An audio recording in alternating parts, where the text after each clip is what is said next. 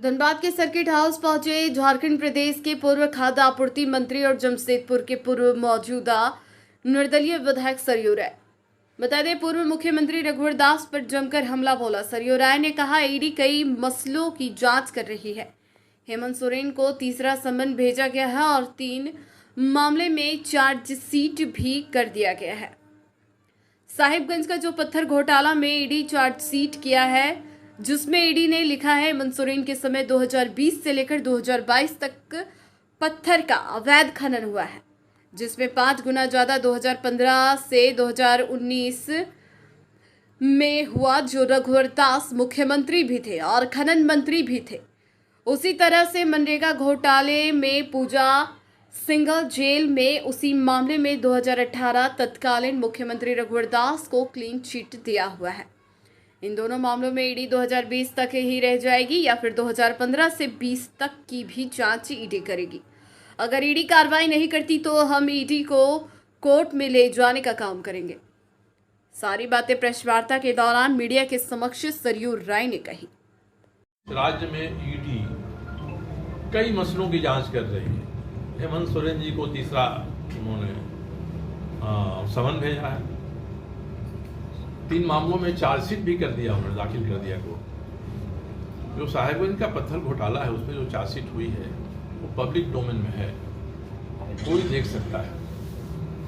उसमें ईडी ने अपने चार्जशीट में कहा है कि हेमंत सोरेन के समय 2020 से लेकर 2022 तक पत्थर का जितना अवैध खनन और परिवहन हुआ है, उससे 5 गुना ज़्यादा अवैध खनन और परिवहन 2015 से 2019 के बीच में हुआ है, जब रघुवर दास जी मुख्यमंत्री भी थे और खान विभाग के मंत्री भी थे। उसी तरह से मनरेगा घोटाले में पूजा सिंघल जी जेल में है, उनको ईडी ने जेल में डाला है। और उसी मामले में उसी पूजा सिंघल को 2018 में जो तत्कालीन मुख्यमंत्री थे रघुवर दास जी, उन्होंने क्लीन चिट दिया हुआ है। तो इन दोनों मामले में ईडी 2020 तक ही रह जाएगी या 20 से 15 के बीच भी जाएगी, ये सवाल मैं उठा रहा हूँ। आपने चार्जशीट में दिया है सबूत, उसके आधार पर मैं कह रहा हूँ, मैं अपनी सूचना के आधार पर नहीं कह रहा हूँ। तो ईडी नहीं जाएगी, इसका मतलब कि उस पर जो आरोप लगते हैं वो सही है। और आपने चार्जशीट में दे दिया और आप नहीं जाइएगा, और मेरे जैसे व्यक्ति को बाध्य होकर इसका सार्वजनिक रूप से जिक्र करना पड़ रहा है, तब तो हम ईडी को कोर्ट में ले जाएंगे कि कैसा अनुसंधान कर रहे हैं आप। 2020 के बाद जो हुआ घोटाला और 15 और 19 तक हुआ, वो कोई घोटाला नहीं है। तो ये बात मैं पहली बार ये कह रहा हूँ कि एक संगठन के बड़े ओहदे पर इस राज्य के जो पूर्व मुख्यमंत्री बैठे हैं, वो जिस तरह का आचरण का प्रदर्शन जमशेदपुर में अपने विधानसभा क्षेत्र में कर रहे हैं कि जो ज़मीन सरकारी है वो ज़मीन हमारी है, इसी नाते वहाँ बिजनेस व्यवसाय चल रहा है, मैंने उसको तोड़ा है। अब मैं वहाँ उस जगह को बेहतर बनाना चाहता हूँ, जमशेदपुर के लिए एक उत्कृष्ट स्थान बनाना चाहता हूँ जो टाटा के समानांतर खड़ा हो, उसी खेल संरचना के, वो इसमें व्यवधान डाल रहे हैं।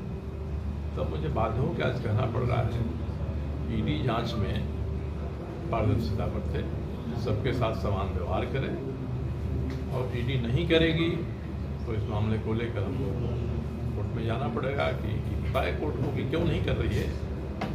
जिन्होंने पूजा सिंघल को क्लीन चिट दे दिया उसी आरोप में, और ईडी ने उसी आरोप में जेल में डाल दिया, क्या बड़ा घोटाला है, तो आप क्लीन चिट देने वाले से पूछताछ नहीं करेंगे। 2015 से 19 में पत्थर और का ट्रांसपोर्टेशन हुआ, अवैध जितना हुआ 5 गुना ज़्यादा है हेमंत सोरेन की सरकार के समय से, तो आप पूछेंगे कि नहीं पूछेंगे? ये सवाल मैं आज उठा रहा हूँ। धनबाद से इसकी शुरुआत हो रही है, क्योंकि कल उन लोगों का मेरे खिलाफ डीसी के यहाँ प्रदर्शन है। तो मैं इस बात को पूरे समाज के साथ, प्रशासन के सामने, भाजपा के नेता और कार्यकर्ता के सामने कहना चाहता हूँ कि फैसला कर दो आप ही कि ये क्या है।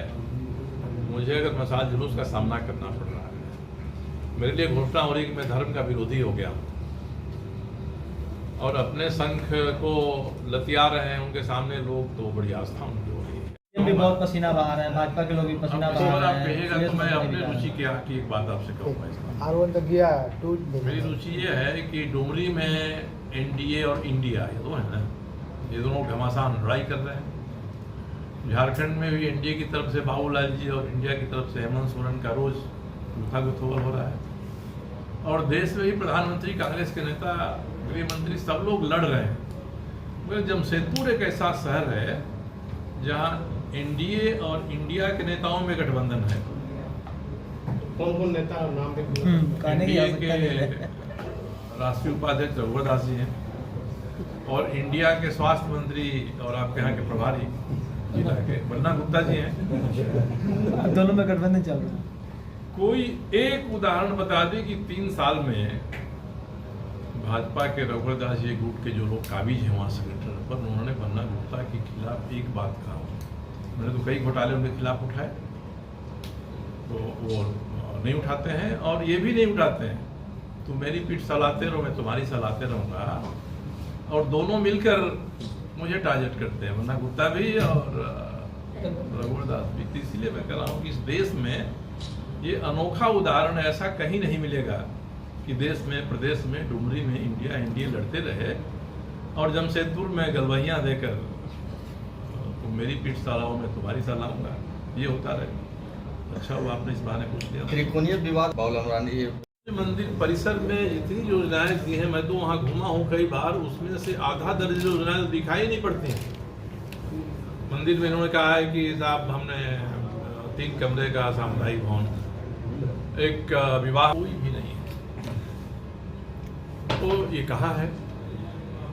तो मैं तो आपके माध्यम से आज पहली बार यहाँ से मांग करना चाहता हूँ कि रघुवर दास 25 वर्षों में विधायक निधि से जितनी योजनाएं उन्होंने सूर्य मंदिर कैंपस के आसपास किया और किया, मैं उसकी बात नहीं करता हूँ। सूर्य मंदिर के आसपास उन्होंने जो खर्च किया और जो बनाया वो है कहाँ, जमीन पर है कि नहीं है, जरा इसकी जांच करा लें। एक तो पहली बात ये है।